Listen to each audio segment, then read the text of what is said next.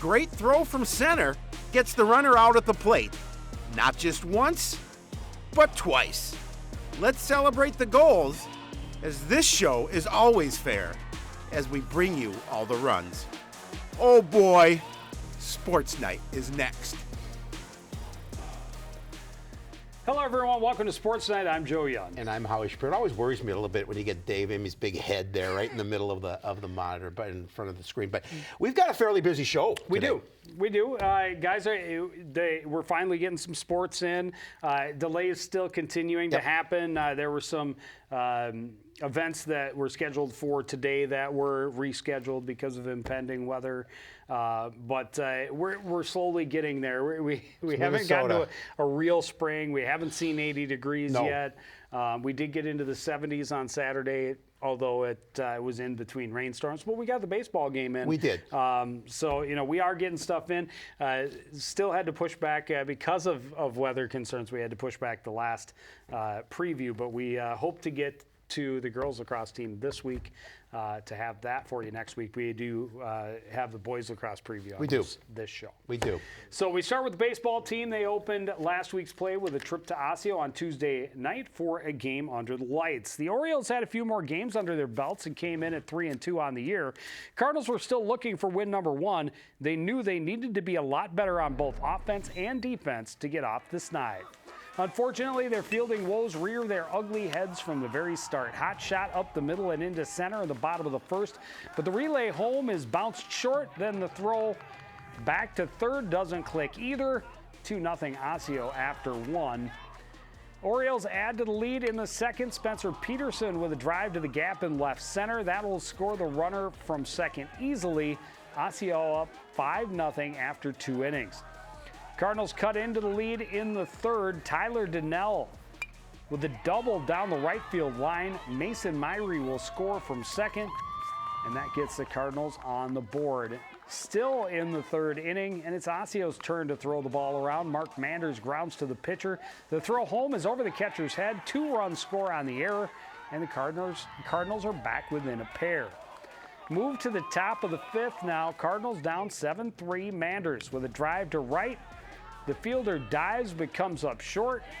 A 2-out double gets Myrie to the plate, and it sparks a bit of a rally for the visitors. Zach White up next, and he thumps it to deep right center. Back-to-back doubles, cuts the lead in half, and the Cardinals weren't done. Jaden Kopp next at the dish. Singles over the head of the second baseman. White will hustle home and slide in safely. Cards back within a run at 7-6, but that's as close as it would get. The Orioles get some insurance in the bottom of the sixth. A called strike gets away from Kopp. That allows the run to score from third. Orioles able to close it out in the seventh, and the Cardinals an 8-6 loss. Yeah, tough start for them, quite obviously, but nice job able to come back and try and get back into that game. I know too many miscues in the field against the Orioles, but at least their bats were going and they were scoring some runs, and that's what they needed to do. I was going to say, getting 6 runs was definitely a plus, but the unearned runs they gave up was still a minus and still a concern. Fortunately, the Cardinals are able to get that first win of the season on their home field on Thursday. They beat the Armstrong Falcons 8-4. Tyler Donnell 2 for 4 with a couple of doubles. Drove in a run. Mark Manders went 2 for 4, had a couple of stolen bases, a couple of RBIs, came across the plate as well. Garrett Rotzine also had a couple of hits in that, went 2 for 3. Nick Bradley gets the win. 6 innings pitched, gave up 6 hits, 4 runs, only 2 of them earned. Had 8 strikeouts and only 1 walk. And so on the plus side, they put up 8 runs. They did. They got the victory. On the negative side, again, those errors and allowing unearned runs to come in. But as we talked about after the softball game, in high school sports, you can lose every game in the regular season and still be a state champion. Yeah, plus it's early and it's cold, the weather's not in your favor, and that plays in effect for every team. But the fact that the Cardinals were hoping to kind of get those arrows out of their system early in the season. And again, a really young team. Yep. You got to work through those nerves, get up to the varsity speed, and small steps. Absolutely. Well, the Cards were hoping they could build off that win when they took the field Saturday morning hosting Bemidji. The Lumberjacks had just one game in the books before their trip to the cities, and the Cardinals were hoping they could take advantage of their less experienced opponent to score their second straight win. Cards start the scoring in the bottom of the first inning. Jaden Kopp with a drive to right field corner. The RBA double scores Patrick Wright from second and gets Coon Rapids on the board early. Bemidji, they're going to load the bases with nobody out in the second, but sophomore Logan Ness able to work out of the jam by striking out 3 straight Lumberjacks and keeping the Cardinals in the lead. Well, Kopp's going to come up big again in the third with an assist to the wind. A high fly to center hangs up and the fielder can't come up with it. Wright is going to come in and score again. Kopp was thrown out trying to get to third to end the inning, but it's 2-0 Coon Rapids. But fortunately, coming up there as you see the run score, but unfortunately, it's all going to unravel in the fourth.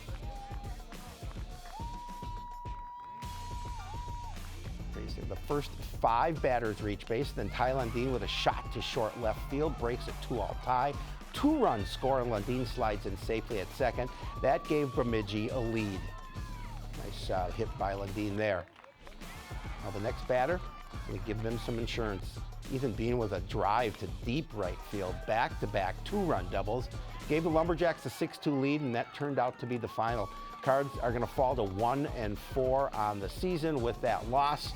And that was a tough one on a warm, sort of warm day, but rainy and wind. Yeah, it was. There wasn't a lot of wind early. We had a big rainstorm move through. They had to push the game back about half an hour, 45 minutes, so that they get the field ready. They couldn't get the bats going. Credit to the Lumberjacks pitcher. He had some good stuff. He kept them off balance quite a bit. And they didn't have a ton of errors. They had, I think, just the one error early in the ball game. Just not able to get the bats going, and then give up that one big inning. You take that one inning away, it's a completely different baseball game. Absolutely. They will definitely, weather permitting, have a lot of opportunity to get some things straightened out this week. They're at Park Center on Tuesday, at Elk River on Wednesday. They host St. Paul Central on Friday, and then they travel to Duluth to take on the Greyhounds on Saturday. So 4 games in 5 days. A lot of baseball. And again, that's it's all weather permitting. Softball team also struggling to get their season going so far this year. They started last week against Osseo, came up short against the Blackbirds 7-3. Grace Graham went 2 for 3, had a triple, a walk, a couple RBI. Jen Carlson went 1 for 2 with a couple of walks. Schmidt was 1 for 2 with a walk and a run scored. Gabby Olson 1 for 3, scored a run. And Ryan Mellum 1 for 3 with an RBI. The good news out of that, obviously, is they only gave up 7 runs. The first couple of games, they gave up way too many runs. Yes, absolutely. And that is a concern. But the offense, they really just have not gotten the offense going the way they need to in this conference. Yeah, and I think their pitching settled down just a little bit. But you're right, though. I'm sure Coach Neighbor's a little concerned that the Sticks haven't started to get going yet in this season. Well, the Cardinals were back home on Thursday, hosting conference rival Armstrong. The Falcons were 1-1 and trying to bounce back from a 7-2 loss to Blaine on Tuesday. But the Cardinals were trying to solve their offensive and defensive woes, so it didn't really matter who was in the other dugout. Top of the third, Armstrong with bases loaded, 1 out. Elena White grounds to short. The throw comes home, but it skips in front of the plate, gets past Graham. 2 runs are going to score on the error. And that gives the Falcons a 2-0 lead. Cardinals come back at the bottom of the 4th. Jaden Gale with a shot just inside the right field line. That'll score Ryan Mellum from third. And the Cardinals later got the tying run on a wild pitch. Move to the top of the 5th, 2 on, 2 out. White again, this time able to single through the right side. Lexi Madsen able to score from second, get Armstrong back in front. They added 4 runs in the 6th, and then they piled it on in the 7th. Peyton Erickson with a double to deep right field. That will score 2 more, push the Falcons' lead to 10-2 before going to the bottom of the 7th inning.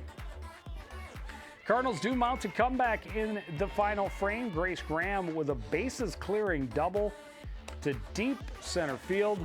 That cut the deficit to 10-6 at that point, but that's as close as it would get. Armstrong hands the Cards their 4th straight loss to start the season. Always tough when you start out behind 10-2. It's tough to make the comeback. Give them credit, though, the fact that they were able to cut it to 10-6. You know, it's just such a hole to dig out of when you're down by 8. It makes it really difficult. Yeah, and in 4 games, they've given up double digits in 3 of the 4. Yep. That's the biggest concern. Certainly, the bats haven't been where they would like to see them. Getting 6 runs is good. You'd like to see them a little earlier in the game than the bottom of the 7th when you need 8 runs in that bottom of the 7th. But you know, the big concern has got to be finding ways to limit the runs allowed. You know, you give up 10 or more runs in a game, you're not going to win a whole lot. The Cardinals were actually supposed to be I believe it's St. Catharines playing Brainerd this afternoon, but that game has been rescheduled. They'll be at Park Center on Tuesday, at Elk River on Thursday. They host Two Rivers on Friday, and then they are at Andover on Saturday. So they too have a really big. Everybody really has really busy weeks here as they try and get in all the games before section time. Tennis team also, you know, had a couple of games last week that had to be pushed back. They got a couple of games in, and it's kind of top and bottom of the Northwest Suburban. On Tuesday, they took on Osseo, and they blew past the Orioles 7-0. San Mario didn't give up a single game, winning 6-0, 6-0. Ryder held won in a tight second singles contest, 6-1, 7-6. Cooper held 6-0, 6-2 at third singles.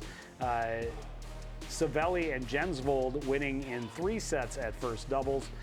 Same could be said for DeGroat and Wagner at second doubles. Unfortunately, then they faced off against Maple Grove, a top 10 team in the state right now, on Thursday, and they lose that one 7-0. The good news is how close some of these matches were. Yep. San Mario, playing at first singles, suffers his first loss of the year. You know, so he's 7-1, but this is a kid that beat him last year something like 6-3, 6-0. He takes him to 3 sets. He won the first set 6-4 and then lost in the final set 4-10. But it's great to see him making that progress. And again, just a junior, not a single senior on the team. I almost feel we should stress that every single time we talk about the tennis team. We should. Especially when they're facing off against those elite teams in both the conference and the section, that everybody on this roster is going to be back. And there you saw the doubles teams were, you know, losing in straight sets, but close sets. You know, losing 4-6 is a big difference to losing 0-6. So those are good things. They, I believe, are playing Centennial today. That was still on the schedule. We're shooting this early, so they may be they're probably on the court right now.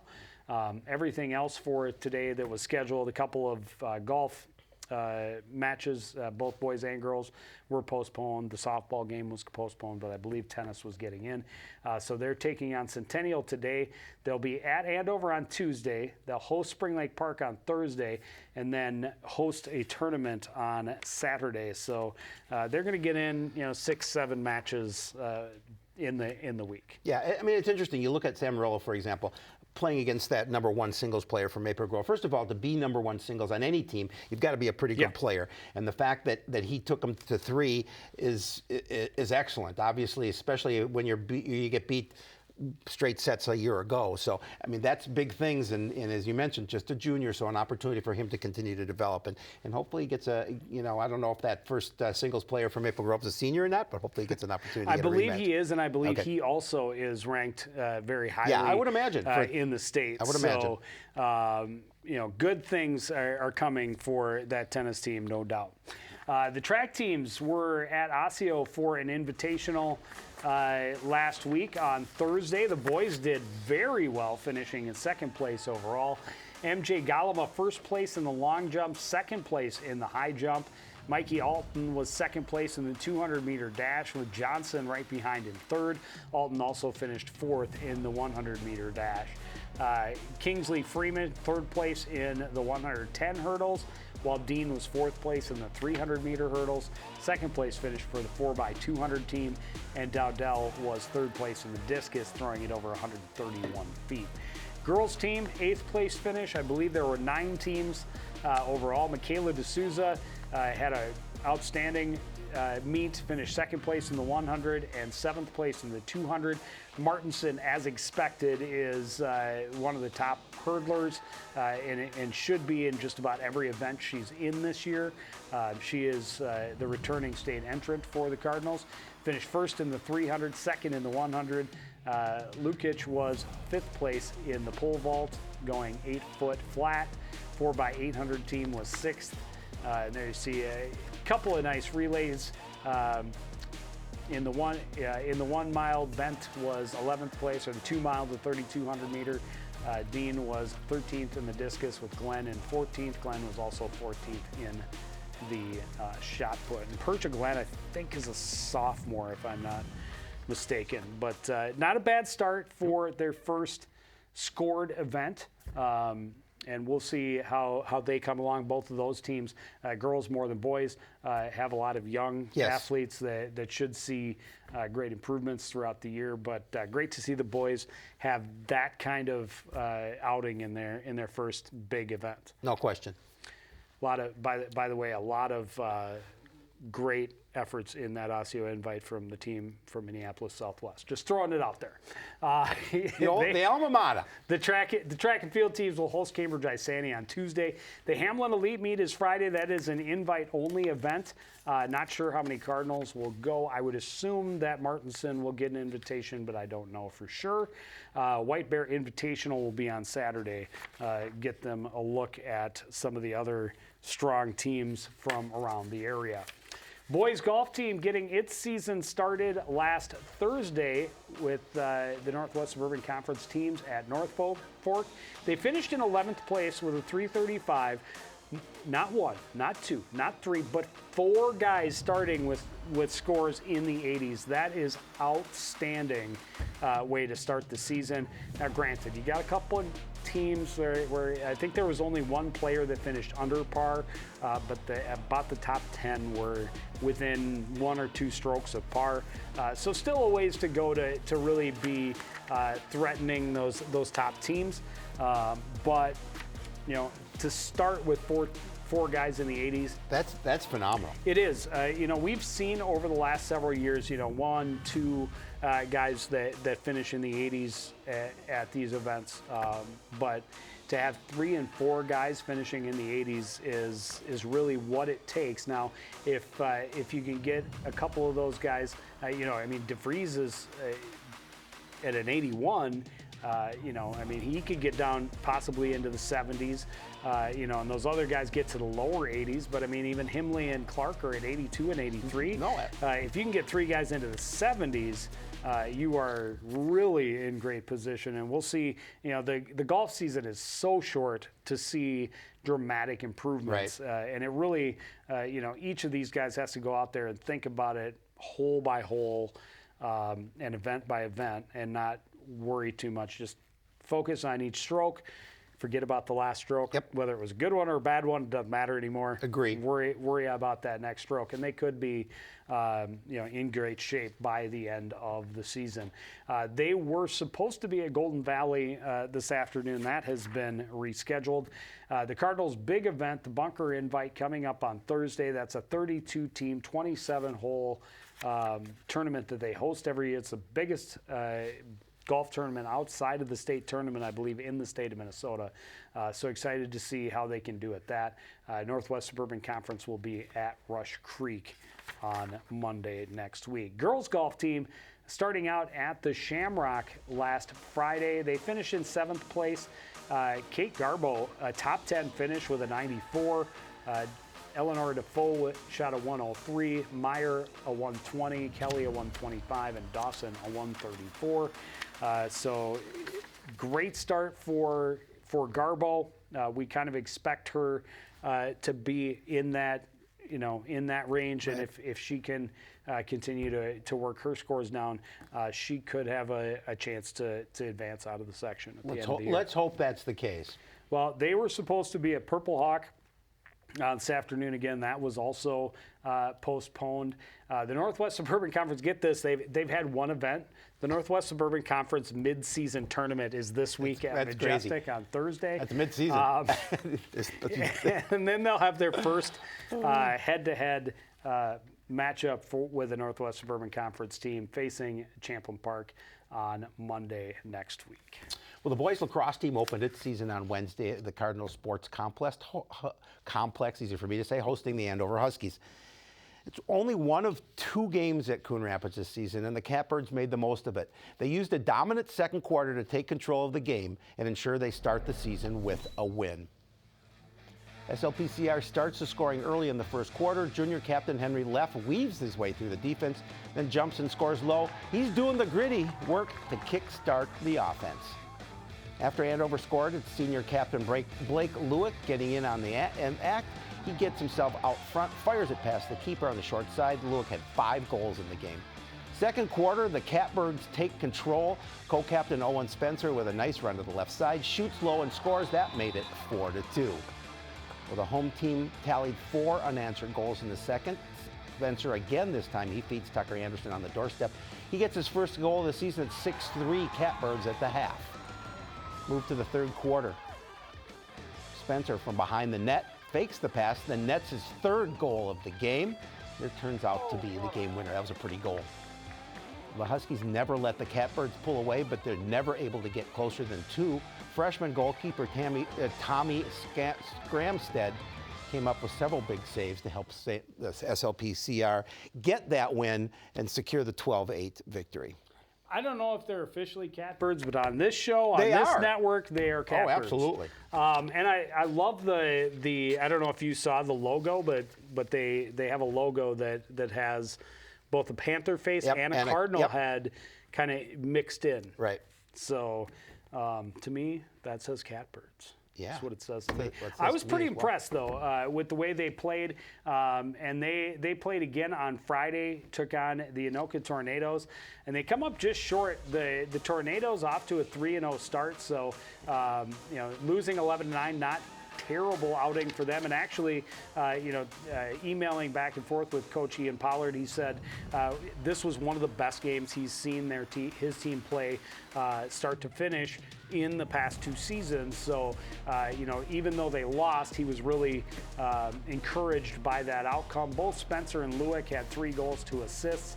Harry Koval had a pair, and Tucker Anderson scored as well. Well, 1-1 isn't bad, and this team is hoping it's just the beginning of a breakout season. This is the second year of the co-op between Coon Rapids and Spring Lake Park, and with a year under their belt and a strong group of returning players, they feel they're a team that could make some waves in the conference this season. I think this is one of our best teams since I've been here, even though I've only been here for like 4 years, but this is a special group, I think. Everyone's like really connected.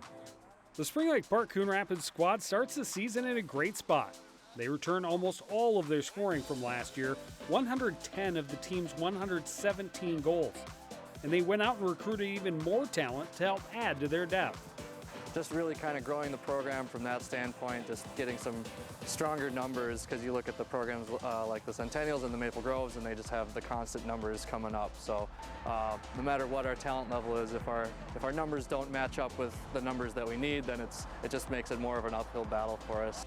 With all that talent coming back and all the new faces they have on the field, the Catbirds are confident they can climb the standings this season.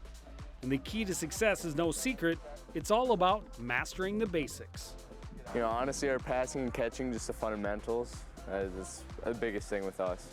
It's really easy to improve on, but you got to have it to win games. So, the physical skills are crucial, but the mental side of the game can be just as important. And with all the returning players comes confidence from the lessons they learned last spring. Before we had our first win, we kind of didn't know how winning felt. And we started winning towards the end of the year, and then we kind of got the hang of things, but by then it was a little late. So I think this year we will know what's coming our way. The veterans also know it's the communication and teamwork that sets the elite squads apart. If they want to be on that level, they say they need to make sure everyone is on the same page. Then they'll really be able to turn some heads. Yeah, I think it begins with off the field, just getting comfortable with all the guys, and I'm trying to be like more of a relaxed voice in the locker room and stuff. And I think as soon as they really like mesh with all of the guys, I think the on-field communication will come with that. I'm really looking forward to the tough games this year. I think we'll be able to really surprise some of our opponents this year. So Centennial's in for a tough game, Maple Grove's in for a tough game, and I think we're going to surprise a lot of teams in the conference with some of our sheer athleticism and talent that we brought back. Early indications are the Catbirds have the skills, the experience, and the confidence they need to be successful. Now they just need to make sure they put it all on the field every game. You guys are going to be dialed in, ready for tomorrow. I hope we're all dialed. We come with energy because energy brings momentum and momentum wins games. So I'm hoping that we can come into the game and bring the energy. Well, so far so good, 1-1. This is a big week. They're at Osseo Park Center tonight, Monday night. Host Maple Grove on Wednesday. Yep. That's a huge one. That'll be over at Spring Lake Park. Then they are at Duluth on Saturday. So, that Maple Grove game especially is going to be huge because you talk about it. They're one of the top teams in the conference every single year. Well, I've liked what I've seen, just the short time I've seen them. They're fun to watch. And they're going to be fun all season long. Well, the girls lacrosse team started its season on Monday last week, traveling to take on the Panthers from Spring Lake Park. With teams looking to improve on last year's when each only won 3 games, the Cardinals won the meeting between the two teams last year and were hoping they could repeat the feat in 2022. Panthers with a lead early in the first, freshman Grace Schmidt showing she's ready for the varsity level. She scores one of her 3 goals in the game, gives Spring Lake Park a 4-2 lead. But the Cardinals come right back. Anna Kepke with a free position. She's stopped, but Kennedy Bolander scoops up the rebound, gets out front, gets her first of the season. Still, it's a 4-3 game at the half. Offensive pace picks up in the second. Bolander behind the net finds Maddie Fowler out front. She scores, and it's all tied up at 4. Now we're tied at 6. Anna Kepke didn't play last season, but she's back to lead the way this year. She gets in close, scores her 4th of 5 goals in the game to put the Cards out in front. Well, they had an 8-6 lead, but the Panthers come back to tie, and then just with seconds remaining, Candace Gordon able to score from the right side and give Spring Lake Park the 9-8 win. Well, the Cardinals open their home schedule on Wednesday, hosting the Rogers Royals. Both teams looking for their first win, as the Royals had lost their opener to Champlin Park by 15 goals. Cardinals start the scoring just over 2 minutes into the game. Kennedy Bolander with a strong run across the top of the hole. She shoots low, gives Coon Rapids a 1-0 advantage. But it wouldn't last long. The Royals control the rest of the first half. Olivia Grice behind the defense. She gets the first of her 4 goals in the game. And this one puts Rogers in front 2-1, and they would never trail again. Pressure pays off for the Royals on this play. Ava Johansson comes up with a steal in close, turns to the net and scores. Rogers scored 10 unanswered goals, took a 10-1 lead to the half. Cardinals don't roll over in the second, but they can never really threaten the lead. Good individual effort from Anna Kepke off the draw, taking it straight to the net and scoring well. That got Coon Rapids back within 9 to stop the clock. And they got a brief bit of momentum from it. Kepke getting it ahead to Bolander. She gets around the corner and scores 11-3 at that point. That's as close as it would get. Rogers able to push the lead back to 10 and end the game in running time. Sam Peterson scoring in the middle to make it 13-3 on the way to a 14-4 final score. As I mentioned, hoping we can catch up with them this week. Have a preview for you next week. They're at Totino Grace on Monday, host Armstrong on Wednesday, and they're at Duluth on Friday. But we just got it in out there. We will be at the game on Wednesday when they host Armstrong. We see the tennis team against the Panthers on Thursday, and then baseball next Tuesday hosting Centennial. But that's going to do it for this edition of Sports Night. I want to thank everybody out there for joining us and continuing to support everything we do here at CTN. For the entire crew, including Howard Shapiro, I'm Joe Young, saying good night.